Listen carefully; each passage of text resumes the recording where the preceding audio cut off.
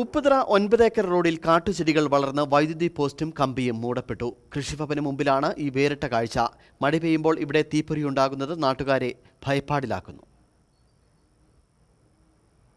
ഇത് Upputhara 9 acre road. ഇവിടെയാണ് വൈദ്യുതി ലൈനുകൾ പൂത്ത കാഴ്ചയുള്ളത്. ഒറ്റ നോട്ടത്തിൽ ലൈനുകൾ പൂത്തതാണെന്ന് തോന്നുമെങ്കിലും കാട്ടുചെടികൾ വളർന്ന ലൈനുകൾക്ക് മുകളിൽ കയറി പൂത്തു നിൽക്കുന്നതാണ്. ലൈൻ കടന്നു പോകുന്ന പോസ്റ്റ് കാണാൻ പോലും കഴിയില്ല. ചുവട് മുതൽ കാട്ടുചെടികൾ വളർന്ന ലൈനിൽ പടർന്നു പിടിച്ച് പൂത്തു നിൽക്കുകയാണ്. മഴ പെയ്യുമ്പോൾ ഇതിൽ നിന്നും തീയുണ്ടാവുന്നതും പതിവ് കാഴ്ചയാണ്.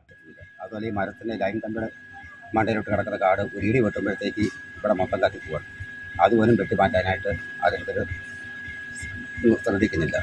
പോസ്റ്റൊക്കെ ഇട്ട് 1-2 മാസമായി. ആ കാണുമ്പോൾ തന്നെ ആ മരത്ര മടങ്ങി കിടക്കുന്ന 2 മാസത്തിന് മേലുള്ള വളർച്ചയാണ്.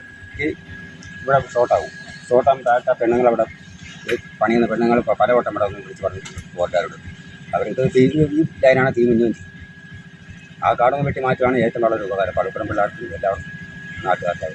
ദിവസേന 100 കണക്കിന് യാത്രക്കാർ കടന്നു പോകുന്ന റോഡിലാണ് വൈദ്യുതി വകുപ്പ് കാഴ്ചയുടെ വിരുന്നൊരുക്കിയിരിക്കുന്നത്. നിയമത്തിന്റെ നൂലാമാലയിൽ ഉപഭോക്താക്കളെ കുരുക്കുന്ന ഉദ്യോഗസ്ഥരുള്ള ഓഫീസിലാണ് ഈ നിയമവിരുദ്ധ പ്രവർത്തനവും നടക്കുന്നത്. ടച്ച് വെട്ടിന്റെ പേരിൽ പകൽ മുഴുവൻ വൈദ്യുതി മുടക്കുന്ന ഉദ്യോഗസ്ഥർ പിന്നെ എന്ത് ടച്ച് വെട്ടാണ് ഇവിടെ നടത്തുന്നതെന്ന ചോദ്യവും അവശേഷിക്കുകയാണ്. Idukki Vision News, Upputhara.